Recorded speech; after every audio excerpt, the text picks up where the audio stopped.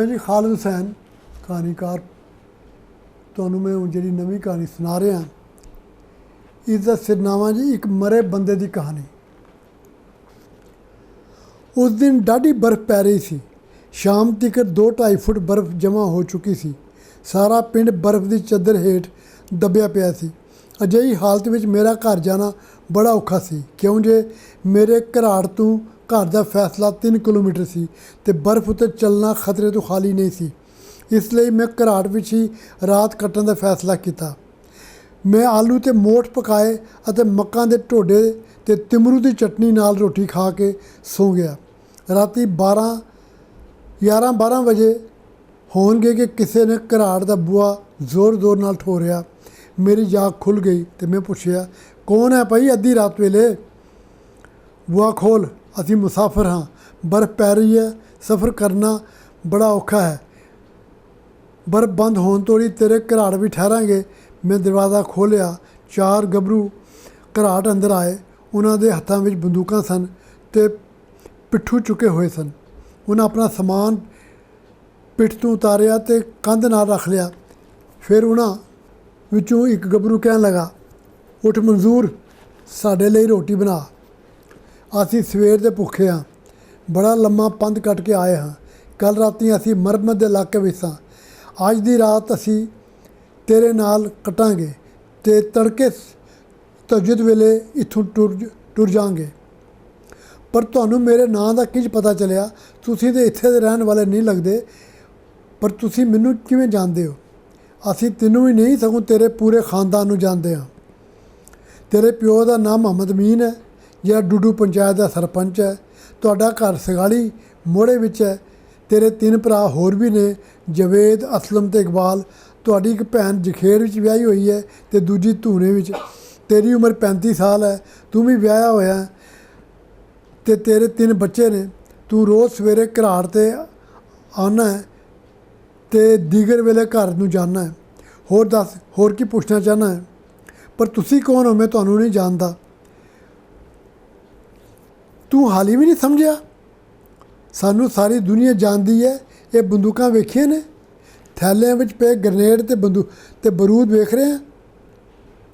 असी मुजाहिद हाँ, भारतीय साम्राज के खिलाफ लड़न वाले जुझारू। असी तुहाडी आज़ादी लई भारतीय फौजां नाल ते पुलिस नाल लड़ रहे हैं। चल तू छेती कर, रोटी पका ते सानू खवा। मैं मक्कां दा आटा गुन्निया ते ढोडे पकाए। मोठ ते आलूआं दा न्योड़ा पिया होया सी। अखरोट दियां गिरियां ते पूदने नाल तिमरू की चटनी बनाई ते उन्हें अगे रख दिती। वो सारे भुखे सन, इसलिए मिनटां विच ही खा पी के वेले हो गए ते मेरे नाल गल्लां करन लगे। असी हिजबुल मुजाहिदीन जथेबंदी नाल जुड़े हुए हाँ। असी डोडा, भद्रवाह, किश्तवाड़, गूल, महौर ते रामबन के इलाकों में अपनी कार्रवाइयां करने आ। साडा अमीर ते कमांडर शकील अंसारी है। साडे मुजाहिद पुलिस ते फौजियां नाल मुकाबला करते रहंदे ने। तुसी रेडियो, अखबारां ते टेलीविजन चैनलों ते साडे कारनामे पढ़दे, सुनदे ते वेखदे होगे। कल असां बसंतगढ़ थाने ते हमला करना है। उत्थे दे थानेदार रशीद खान ने साडे साबका अमीर ते कमांडर नूं मुखबरी वजों एक मकान 'च सुत्ते पे पकड़िया सी ते फर्जी मुकाबले विच बड़ी बेरहमी नाल मार दिता सी अते सरकार वालों इनाम ते तरक्की हासिल की सी। कल असां उहदा हिसाब चुकता करन जाना है। तू साडे नाल चल, तू साडे नाल चलेगा, क्यों जे सानू रस्ते का पता नहीं है। मैं बड़े तरले वास्ते पाए कि मैनू छड़ दिओ ते नाल नहीं लै जाओ, क्यों जे पुलिस नूं जद पता चलिया वो मैनू मार देणगे। पर उन्हें खबीसा मेरी एक नहीं सुनी। मेरे सिर आई बला नहीं टली, भला जोर अगे जारी गई। फिर हादसे ते घटनावां भी तो तकदीर के नाल नाल ही टुरदियां ने। उन्हें तहज्जुद की नमाज पढ़ी ते चल पे। असां किरची का नाला पार किया ते बसंतगढ़ वल जान लगे। अमीर ने अपना समान मैनू चुकाया सी। असी किरची वाली ढक्की चढ़ते रहे तो कोई 2 घंटे मगरों पहाड़ की टीसी उत्ते पहुँच गए, जिथों बसंतगढ़ का कस्बा साफ दिस रहा सी। ਉਹ ਸਭੇ ਭੋਰਾ ਕੋ ਆਰਾਮ ਕਰਨ ਲਈ ਬੈਠ ਗਏ। ਮੈਂ ਅਮੀਰ ਦੇ ਪੈਰ ਦਬਾਉਣ ਲਗਾ ਤੇ ਉਹਦੇ ਤਰਲੇ ਕਰਨ ਲਗਾ ਕਿ ਮੈਨੂੰ ਇੱਥੋਂ ਵਾਪਸ ਜਾਣ ਦਿਓ, ਕਿਉਂ ਜੇ ਲੋਕੀ ਕਣਕ ਤੇ ਮੱਕਾਂ ਭਿਆਨ ਸਵੇਰੇ ਸੋਕਤੇ ਹੀ ਘਰਾਟ 'ਤੇ ਆ ਜਾਂਦੇ ਨੇ। ਅਮੀਰ ਨੇ ਮੈਨੂੰ ਵਾਪਸ ਜਾਣ ਦੀ ਇਜਾਜ਼ਤ ਦੇ ਦਿੱਤੀ, ਨਾਲੇ ਧਮਕੀ ਦਿੱਤੀ ਭਈ ਜੇ ਮੈਂ ਉਹਨਾਂ ਬਾਰੇ ਕਿਸੇ ਨੂੰ ਵੀ ਦੱਸਿਆ ਤਾਂ ਉਹ ਮੈਨੂੰ ਜਾਨੋਂ ਮਾਰ ਦੇਣਗੇ ਤੇ ਮੇਰੇ ਘਰ ਨੂੰ ਅੱਗ ਲਾ ਦੇਣਗੇ। ਭਲਾ ਸੱਪਾਂ ਦੀਆਂ ਖੁੱਡਾਂ ਵਿੱਚ ਕੌਣ ਹੱਥ ਪਾਵੇ। ਮੈਂ ਮੁੜ ਆਪਣੇ ਘਰਾਟ ਆ ਗਿਆ ਤੇ ਚੁੱਪਚਾਪ ਆਪਣਾ ਕੰਮ ਕਰਨ ਲਗਾ। ਮੈਂ ਇਸ ਘਟਨਾ ਬਾਰੇ ਕਿਸੇ ਨਾਲ ਗੱਲ ਨਹੀਂ ਕੀਤੀ, ਨਾ ਮਾਂ ਪਿਓ ਨਾਲ, ਨਾ ਭੈਣ ਭਰਾਵਾਂ ਨਾਲ ਅਤੇ ਨਾ ਹੀ ਆਪਣੀ ਬੀਵੀ ਨਾਲ। ਮੇਰਾ ਦਹਿਸ਼ਤਗਰਦੀ ਨਾਲ ਕੋਈ ਤਲਕ ਨਹੀਂ ਸੀ। ਮੈਂ ਘਰਾਟ ਚਲਾਉਣ ਤੋਂ ਛੁੱਟ ਪੰਚਾਇਤ ਦੇ ਨਿੱਕੇ ਨਿੱਕੇ ਕੰਮ ਕਰਕੇ ਆਪਣੀ ਗ੍ਰਸਤੀ ਚਲਾ ਰਿਹਾ ਸਾਂ।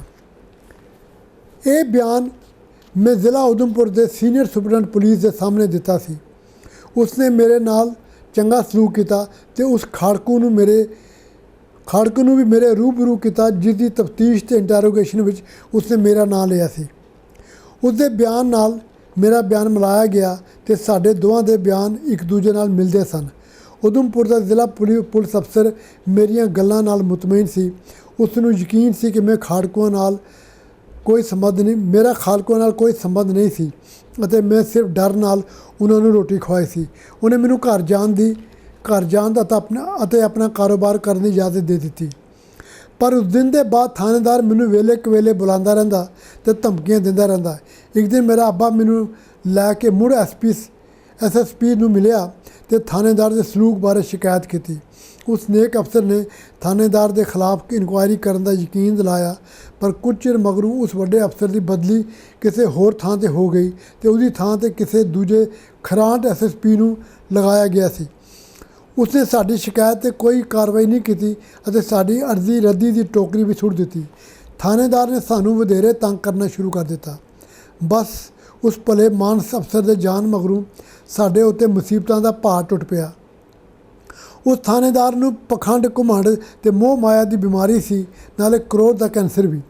ਹਰ ਦੂਜੇ ਤੀਜੇ ਹਫ਼ਤੇ ਮੈਨੂੰ ਪੁਲਿਸ ਫੜ ਕੇ ਲੈ ਜਾਂਦੀ ਤੇ ਮੁੰਡੂ ਉਹ ਸਵਾਲ ਦੁਹਰਾਏ ਜਾਂਦੇ ਜਿਨ੍ਹਾਂ ਦਾ ਜਵਾਬ ਮੈਂ ਕਈ ਵਾਰੀ ਦੇ ਚੁੱਕਿਆ ਸਾਂ। ਸਿਆਣਿਆਂ ਦਾ ਖਾਨ ਝੂਠਾ ਸਾਬਤ ਹੋ ਗਿਆ ਕਿ ਅੰਦਰ ਹੋਵੇ ਸੱਚ ਤੇ ਬਾਹਰ ਖਲੋ ਕੇ ਨੱਚ। ਪੁਲਿਸ ਸੱਚ ਨੂੰ ਝੂਠ ਬਣਾਉਣ ਤੇ ਤੁਲੀ ਹੋਈ ਸੀ। ਥਾਣੇਦਾਰ ਤੋਂ ਲੈ ਕੇ ਜ਼ਿਲ੍ਹਾ ਪੁਲਿਸ ਅਫਸਰ ਤੀਕਰ ਸਾਰੇ ਮੇਰੀ ਤਫਤੀਸ਼ ਕਰਦੇ, ਮੈਨੂੰ ਤਸੀਹੇ ਦਿੰਦੇ। ਉਹ ਚਾਹੁੰਦੇ ਸਨ ਕਿ ਮੈਂ ਉਹਨਾਂ ਦੇ ਪੈਰਾਂ ਉੱਤੇ ਪੈਰ ਰੱਖਦਾ ਰਹਾਂ। ਉਹ ਸਭੇ ਸ਼ਿਕਾਰੀ ਸਨ ਤੇ ਮੈਂ ਉਹਨਾਂ ਦਾ ਸ਼ਿਕਾਰ। ਪਰ ਉਹਨਾਂ ਨੂੰ ਕੌਣ ਸਮਝਾਉਂਦਾ ਕਿ ਹਰ ਆਲਣੇ ਵਿੱਚ ਬੋਟ ਨਹੀਂ ਹੁੰਦੇ। ਉਹਨਾਂ ਦੀਆਂ ਬੇਰਹਿਮ ਅੱਖਾਂ ਮੇਰੇ 'ਤੇ ਕਹਿਰ ਢਾਉਂਦੀਆਂ। ਉਹ ਮੈਨੂੰ ਮਾਰਦੇ ਤੇ ਸਕੰਜੇ ਚਾੜ੍ਹਦੇ। ਮੈਨੂੰ ਹਯਾਤੀ ਦੀ ਕੁੱਖ ਵਿੱਚ ਮੌਤ ਲੱਭਦੀ ਦਿਸਦੀ। ਮੇਰਾ ਘਰ, ਮੇਰੇ ਮਾਪੇ, ਭੈਣ ਭਰਾ, ਬੀਵੀ, ਬੱਚੇ ਸਾਰੇ ਬੇਬਸੀ ਦੇ ਆਵੇ ਵਿੱਚ ਸੜ ਰਹੇ ਸਨ। ਪਰ ਪੁਲਿਸੀਏ ਮੇਰੀ ਸੱਚਾਈ ਦਾ ਜਲ ਪੀਣਾ ਹੀ ਨਹੀਂ ਸਨ ਚਾਹੁੰਦੇ। ਮੇਰਾ ਅੱਬਾ ਮੈਨੂੰ ਛੁਡਾਉਣ ਤੇ ਬਚਾਉਣ ਦੇ ਚੋਖੇ ਹੀਲੇ ਕਰਦਾ।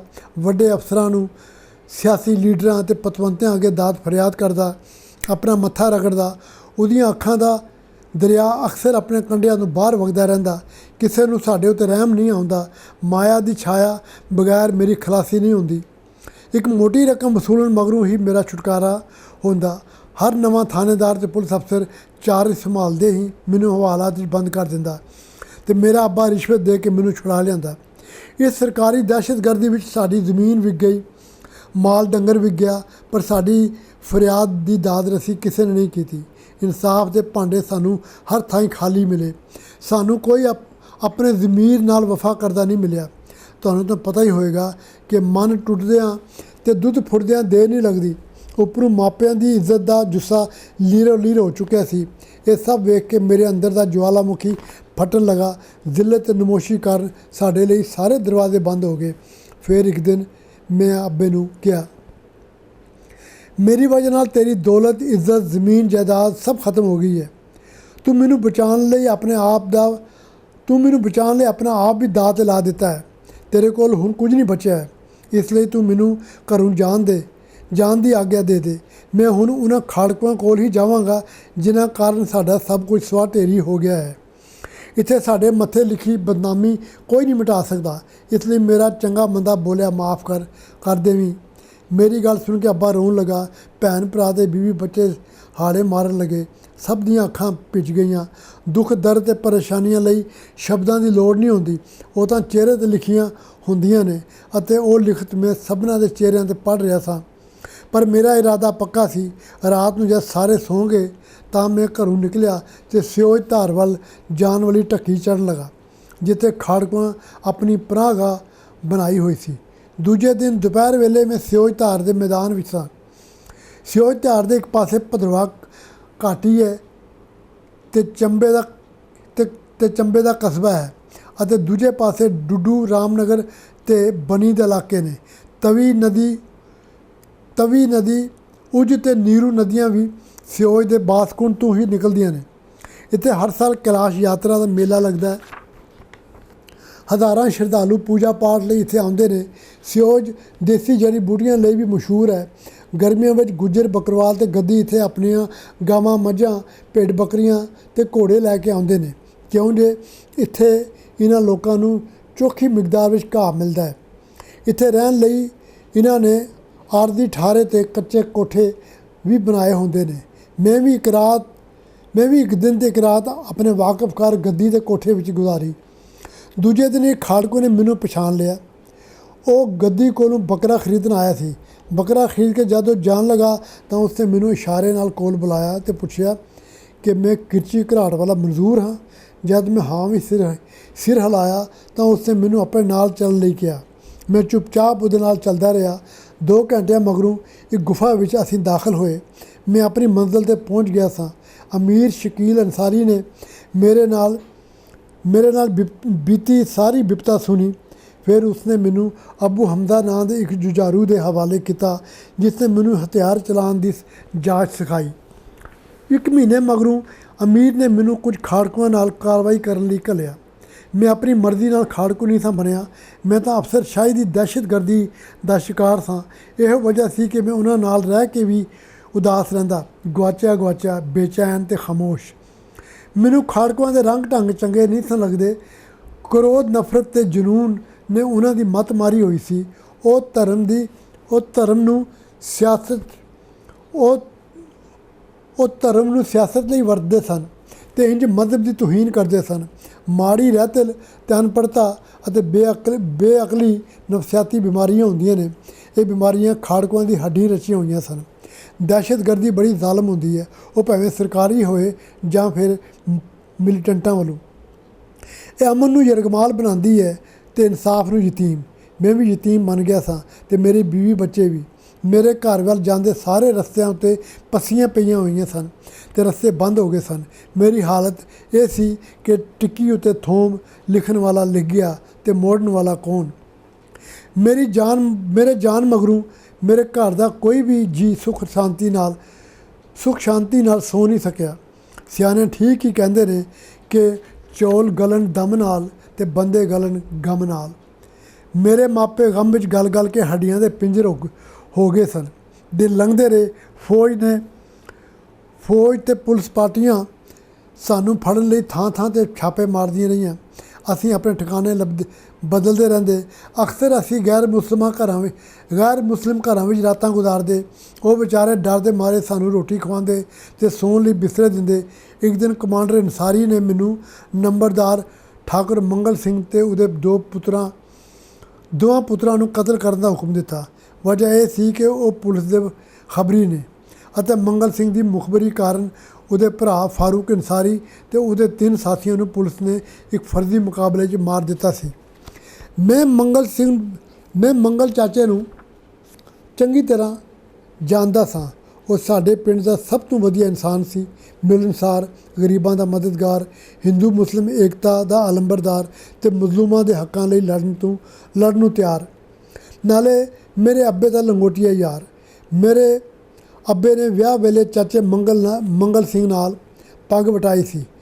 ਮੈਂ ਇਹ ਗੱਲ ਮੰਨਣ ਨੂੰ ਬਿਲਕੁਲ ਤਿਆਰ ਨਹੀਂ ਸਾਂ ਕਿ ਚਾਚਾ ਮੰਗਲ ਸਿੰਘ ਮੁਖਬਰੀ ਕਰ ਸਕਦਾ ਹੈ। ਉਹ ਇੱਕ ਸੱਚਾ ਤੇ ਸੁੱਚਾ ਆਦਮੀ ਸੀ ਤੇ ਡੁੱਡੂ ਪੰਚਾਇਤ ਦੀ ਸ਼ਾਨ। ਮੈਂ ਇਸ ਕਾਰਵਾਈ ਵਿੱਚ ਸ਼ਾਮਲ ਹੋਣ ਤੋਂ ਸਾਫ਼ ਇਨਕਾਰ ਕਰਤਾ।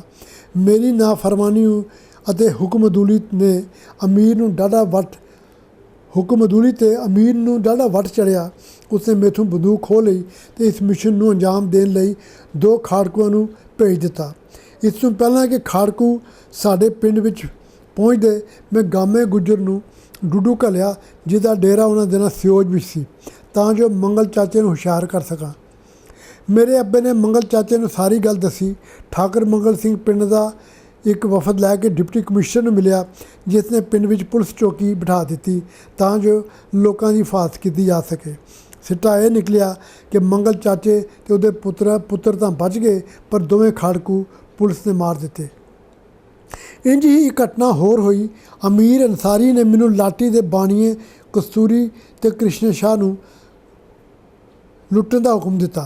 लाटी विच मेरा निक्का भरा ते पुप्पी रहिंदे सन। होर भी कई रिश्तेदार उत्थे दे वसनीक सन। मैं लाटी जान तों भी साफ इनकार कर दिता। दूजे दिन कमांडर ने अपनी अगवाई विच एक फौजी चौकी ते हमला करन दा मनसूबा बनाया अते मैनू भी नाल चल नहीं किया, पर मैनू कोई हथियार नहीं दिता। मैं निहत्ता उन्हां नाल चल रहा सां। फिर इंज होया कि पिछों किसी ने 2 गोलियां चलाईयां, ਜਿਹੜੀਆਂ मेरी पिठ विच लगियां। मैं डिग पिया। मैं तड़फन लगा। मैं वेख्या कि मैनू तड़फदियां वेख के अमीर ते दूजे खाड़कू हस रहे सन। उन्हां दे मूँह ते कलमां अते हत्थ विच बंदूकां सन, पर दिल बेरहम। उन्हां नूं ते अग लाउण दी जाच सी, पर बुझाउण दी नहीं। उन्हां दी सोच नूं भी अकल दी लोड़ सी, तां जे ਉਹ दहशत नूं मुहब्बत दे हवाले कर सकन।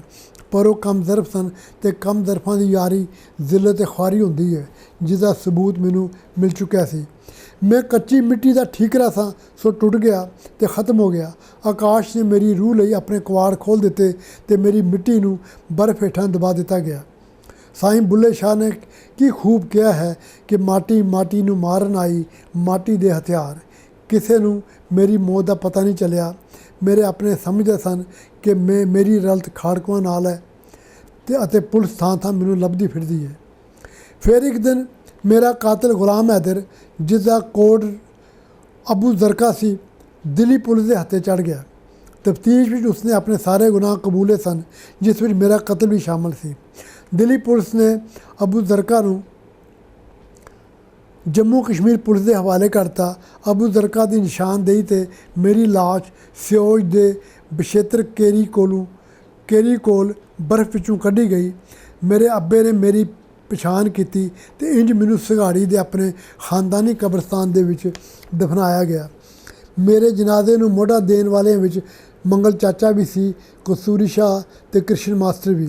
अज मैं इस कबर विच ਸਕੂਨ नाल सुता पिया है, क्यों जे मैं एक अजिहा खाड़कू सां जिसने इंसानियत दा कतल कदे होण नहीं दिता।